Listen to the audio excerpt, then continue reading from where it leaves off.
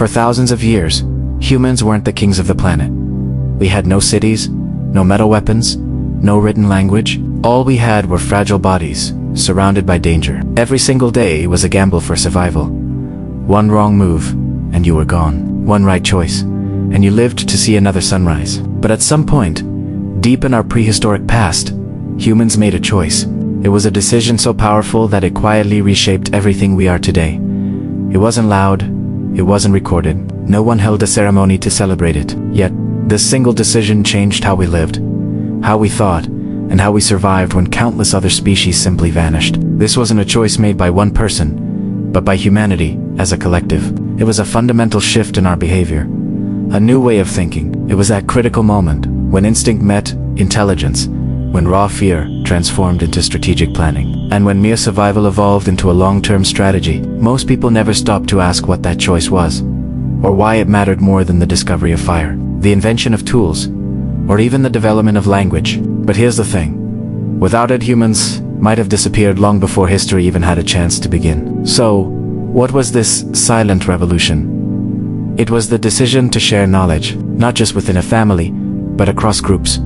Think about it. One group learns that a certain red berry is poisonous. In a world without sharing, another group, miles away, has to learn that same deadly lesson all over again. But with knowledge sharing, that one tragic death could save hundreds. One person discovers a safer way to hunt a mammoth, and suddenly, the technique spreads like wildfire, making everyone more successful and better fed. This wasn't about just sharing information. It was about building a collective brain. Before this, survival was an individual or a small family affair. Your chances were tied to your personal strength, your own luck, your immediate group's experience. After we started sharing knowledge, survival became a team sport on a massive scale. The experiences of thousands, spread across generations and vast distances, became accessible to all. We started to build on the successes and failures of others, rather than repeating them. This is what separated us from every other animal. While a lone wolf had only its instincts, a human had the distilled wisdom of their entire social network. This cooperative network created an incredible feedback loop. Better hunting techniques meant more food. More food meant larger, healthier populations. Larger populations meant more brains working on new problems, leading to even more innovations, better tools, safer shelters, and eventually, the first forms of agriculture. It was an exponential curve of progress, all powered by the simple act of one human telling another, "Hey, don't eat that," or "Try hitting the stone this way instead." This ability to accumulate and pass on knowledge is the foundation of everything we call culture, science, and civilization. Language was the vehicle, but the decision to share was the engine. It allowed us to adapt faster than biological evolution ever could. When the climate changed, we didn't have to wait thousands of years to grow thicker fur. Instead, we shared designs for warmer clothing and better shelters. When a new predator appeared, we shared strategies to avoid or defeat it. We outsourced our adaptation to our collective intelligence. And that ancient choice still governs our lives today. Every book you read, every video you watch,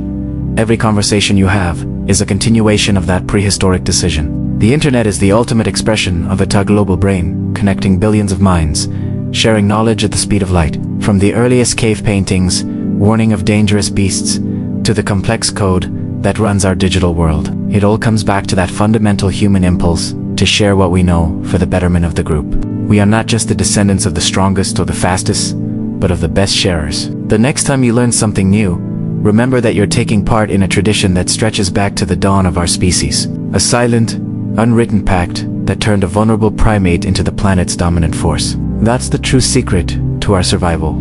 The first topic is life before the choice. Before the choice that changed us, human life was fragile, uncertain, and brutally simple. Imagine a world without plans, without tomorrow, just the raw, pulsing beat of survival. This was the dawn of humanity, a time when we were just one of many species fighting for a foothold on a wild and unforgiving planet. Early humans lived in small, nomadic groups, constantly on the move, constantly searching. Food was never guaranteed. One day, you might find a patch of berries or a lucky hunt. The next, your stomach would be empty, a gnawing reminder of your vulnerability. Shelter was whatever you could find, a cave, a rock, overhang, or just a cluster of trees. It was temporary, easily lost, and rarely secure. Danger was the air they breathed. It lurked in the shadows of the forest, in the rustle of tall grass, in the chill of the night. A single misstep on a rocky path, a twisted ankle, could be a death sentence. A sudden, violent storm could scatter the group, leaving individuals isolated and exposed. A predator, faster and stronger, could appear without warning. Or worst of all, a prolonged drought or a harsh winter could starve an entire community into non-existence. This was the constant reality. In this era, humans were not so different from the other animals that shared their world. Survival was a game of instinct, a series of primal reactions hardwired into our very being. Hunger was the engine that pushed us forward, driving us across vast landscapes in search of our next meal. Fear was the guardian that pushed us away from threats, triggering the instantaneous, thoughtless decision, fight or flay. When danger appeared, the body reacted long before the mind could process it. A surge of adrenaline, a tensing of muscles, a split-second choice. There was no room for complex strategy or long-term planning. The horizon of thought stretched only to the next moment, the next meal, the next sunrise. Life was a relentless cycle of eat or starve, survive or perish. Because these groups were so small and isolated, knowledge was incredibly fragile. It was a flickering candle in a storm. If one person discovered a better way to nap a stone tool, a hidden spring of fresh water, or a new technique for tracking prey, that precious information could be lost forever if they didn't survive. Knowledge often died with the individual who held it. There were no books, no schools, no way to permanently record what had been learned. So, humanity was stuck in a loop. Life would reset again and again. Progress was painfully, almost imperceptibly slow. It was like taking one step forward and 2 steps back with every generation. Nature was the absolute ruler. Humans didn't shape the world shaped them. We were reactive, not proactive. The turning of the seasons dictated when and where people moved, following the great herds or the ripening fruits.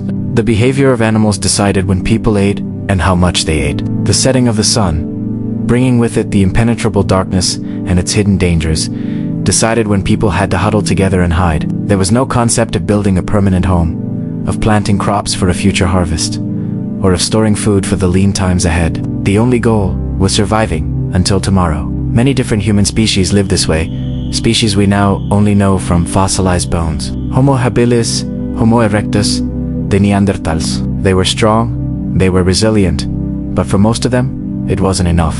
Strong bodies alone were not the answer.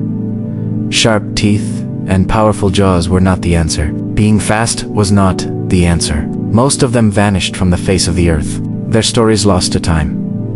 Something more was needed, a secret weapon, a hidden advantage that other animals possessed in their own ways, but that humans had not yet fully embraced. It was a spark, waiting to be fanned into a flame. This was the world before the choice. A life ruled entirely by instinct, defined by uncertainty, and shadowed by constant, imminent risk. Humanity stood on the very edge of extinction, a fragile species among many, completely unaware that a single, subtle shift in our behavior, a simple choice, would determine our destiny. It was the choice that would decide whether we disappeared like all the others, or whether we would not only endure, but eventually inherit the earth. What was that choice? Stay with us to find out. The second topic is the moment everything shifted. The choice that changed us didn't happen in a single day. It wasn't a loud, dramatic event you could circle on a calendar. It emerged slowly, almost invisibly, through countless moments of danger and loss, repeated over thousands of years. There was no single hero, no singular decision. It was a gradual, collective turning. At some point deep in our past, humans began to do something profoundly different. Instead of reacting only to the immediate threat, the hunger of the present moment, they started thinking about the future. This was the moment when raw, pure instinct stopped being the only guide. For millions of years, survival was about reflex. A shadow in the grass meant run, a sudden noise meant freeze. Life was a constant, exhausting reaction to what was happening right now. But then, a change began. Humans started to pause. They began to observe the world not just as a series of immediate threats, but as a system with patterns. They started to remember. They noticed the subtle shift in the wind that preceded a storm. They tracked the phases of the moon and connected them to the tides. They remembered which path the great herds took when the seasons changed. They watched, they learned, and they stored this information. The bitter taste of a berry that brought sickness was not forgotten. The soothing quality of a specific leaf on a wound was passed down. Experience, once a fleeting personal event, was hardening into knowledge. And then came the most crucial step, that knowledge became shared. This is where the real magic happened. Instead of acting alone, guided only by personal experience, humans started choosing cooperation over isolation. The default setting of the natural world is often every creature for itself, but we began to overwrite that code. Think about a hunt. For a lone hunter, it was an enormous risk with a high chance of failure or injury. One mistake, one unlucky slip, and it could be over. But when humans started hunting together, the entire dynamic changed. It became a coordinated effort. One group would drive the prey, another would lay in wait. The risk was distributed, and the reward was shared. A successful hunt didn't just feed one person, it fed the entire group. A warning cry was no longer a selfish act to distract the predator. It became a signal that protected everyone. The very definition of survival began to shift from me to us. This fundamental change also rewired how we experienced fear. For most creatures, fear is a simple switch. It triggers panic, flight, or fight. But for us, it started to trigger something else. Preparation. Fear of the long, cold winter didn't just cause despair. It caused us to gather firewood and store food. Fear of floods didn't just make us run when the water rose. It made us build our shelters on higher ground. We started to manage risk, to mitigate danger before it even arrived. We planned escape routes. We learned to preserve food for lean times. We developed a new, radical idea: protecting the weak. In a purely instinctual world, the old, the young, and the injured are often liabilities. But in our new world of shared knowledge, they were invaluable. The elders weren't just a burden, they were living libraries. They held the memories of past droughts, the knowledge of forgotten trails, the stories that taught vital lessons. The children weren't just mouths to feed. They were the vessels into which all this accumulated wisdom would be poured. Protecting them meant protecting our future. This shift from me to us, from present to future, created something entirely new on this planet. Continuity. For the first time, a species was building on its own history. Each generation didn't have to start from scratch. Children learned from their parents and elders. The mistakes of the past were remembered and avoided. The successes were repeated, refined, and improved upon. The knowledge of how to nap a sharper flint, how to read the stars, how to build a warmer shelter, it all accumulated, generation after generation. For the first time in the history of life, a species was not just surviving the world, but actively adapting faster than the world could change around them. We weren't waiting for evolution to give us thicker fur. We were learning to make clothes and control fire. We weren't waiting to evolve stronger claws. We were crafting better spears. This was the moment everything shifted. Not because humans suddenly became physically stronger, or faster, or more powerful than the beasts we shared the world with. We were still vulnerable, but we had become smarter together. That one quiet, collective choice to think ahead, to share knowledge, and to survive as one set humanity on a path no other species had ever walked. It was the decision that laid the foundation for everything that followed. 4 villages, 4 cities, 4 civilization itself. It was the moment we became us. The third topic is survival over instinct. Have you ever wondered what truly separates humans from the rest of the animal kingdom? It's not just our big brains or our opposable thumbs. It's something much more subtle. A choice we made countless generations ago. A choice that went against everything nature had taught us. The choice to prioritize survival over instinct. Picture this. Early humans, living in a world full of immediate dangers. Instinct is a powerful force. It screams at you. A shadow moves. Run. Food is found. Eat it all now. A rival appears. Fight. For almost every other species, these immediate, hardwired responses are the keys to staying alive. But for our ancestors, something started to change. They began to realize that reacting blindly on pure impulse often led to disaster. That shadow could be a trap. Eating all the food now could mean starvation tomorrow. Fighting every rival could lead to a fatal wound. So, a slow, revolutionary shift began. Humans started to choose survival over instinct. This was an incredibly dangerous gamble at first. Imagine the internal conflict. Your entire being is telling you to flee from a predator. But a new, quieter voice suggests waiting. Observing, understanding. Your stomach is empty and screaming for food. But that same voice urges you to save some for later, for the uncertain future. Your blood boils with anger at a threat, but the voice counsels you to avoid the fight, to live another day. Going against instinct feels deeply, fundamentally wrong. It's a biological command honed over millions of years. Resisting it must have felt like resisting the urge to breathe. But those early humans who managed it, even who stones, gained a tiny edge. Instead of charging headfirst after prey, they learned to wait, to set a trap. This was the birth of planning. Traps meant safer hunting. Safer hunting meant fewer injuries. Fewer injuries meant people lived longer. And longer lives meant more time to learn, to teach, and to pass down this radical new way of thinking. Each small advantage started to stack up. Choosing survival over instinct wasn't just about avoiding danger. It was about understanding it. A fearsome predator was no longer just a monster to be escaped. It became a subject of study. Our ancestors learned its habits, its territory, its weaknesses, its patterns. The terrifying, random forces of nature slowly became a series of puzzles that could be solved. The world transformed from an unpredictable enemy into a complex, but ultimately knowable, system. This fundamental choice began to physically reshape the human mind. The brain started to develop and strengthen the areas responsible for patience, foresight, and impulse control. It began to reward cooperation over selfish impulse and long-term strategy over short-term gain. Think about it.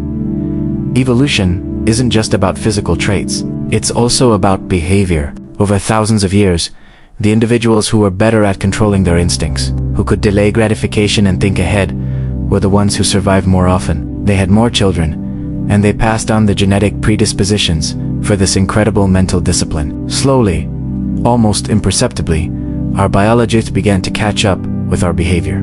The risky, unnatural decision to ignore instinct became a defining human trait. It's the foundation of everything we've built. It's in the farmer who saves seeds for the next season instead of eating them. It's in the engineer who spends years designing a bridge. It's in the scientist who dedicates a lifetime to a single problem. All of these achievements are born from that ancient decision to suppress the immediate urge in favor of a better, safer, more prosperous future. We didn't just learn to survive in the world.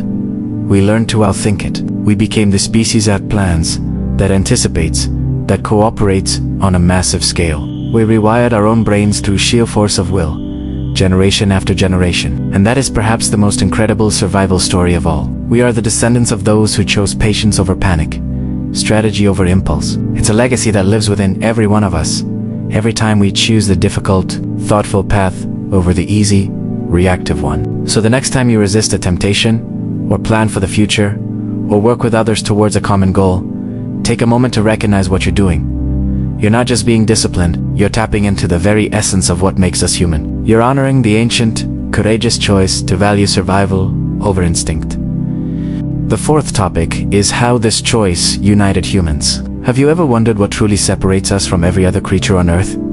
It's not our strength, our speed, or our worse senses. Many animals are stronger, faster, and have sharper senses. No. The secret to our survival, the very foundation of our civilization, lies in a single profound choice made countless millennia ago. A choice that, once made, could never be undone. This is the story of how that one decision united humanity and set us on the path to becoming who we are today. Before this pivotal moment, our ancestors lived much like other animals. They gathered in groups, but these were largely groups of convenience, driven by instinct. Survival was an individual affair. You found your own food.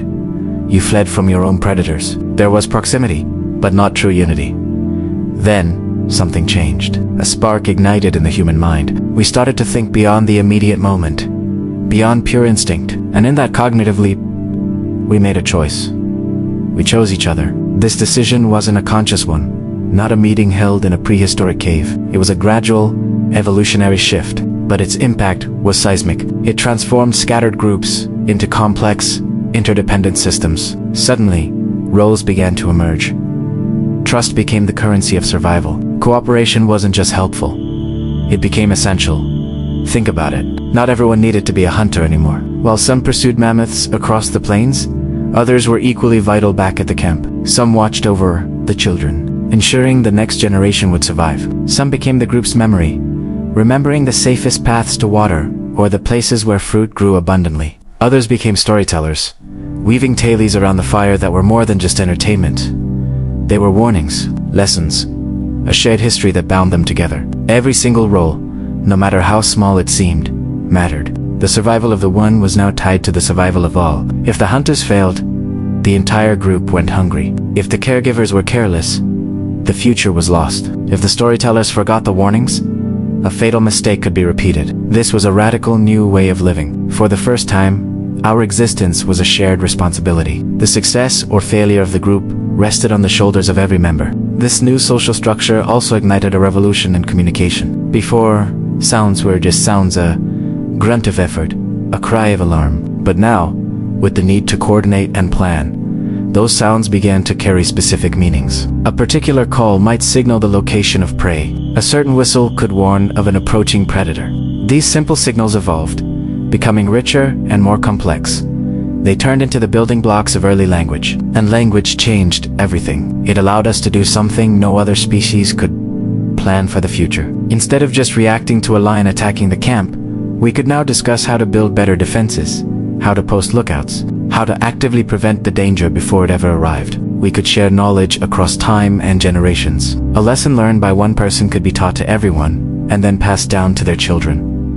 This was a superpower. It was the ability to learn from mistakes we hadn't even made yet. This newfound unity also gave birth to something entirely new in the animal kingdom: morality. Before the choice, an action was judged by instinct. Does it help me survive right now? After the choice, actions were judged by a new standard: their impact on the group. Betrayal wasn't just a personal slight.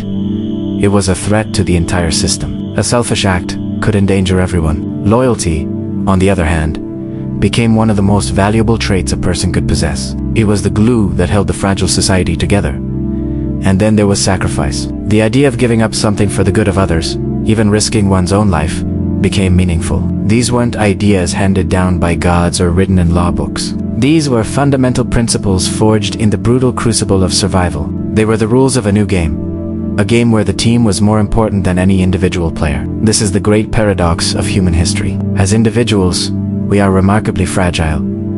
A single human in the wild is weak, vulnerable prey. But a united group was a force of nature. We became unstoppable. This is the real reason why humanity spread from the savannas of Africa to every corner of the planet, while bigger, stronger, and faster animals vanished into extinction.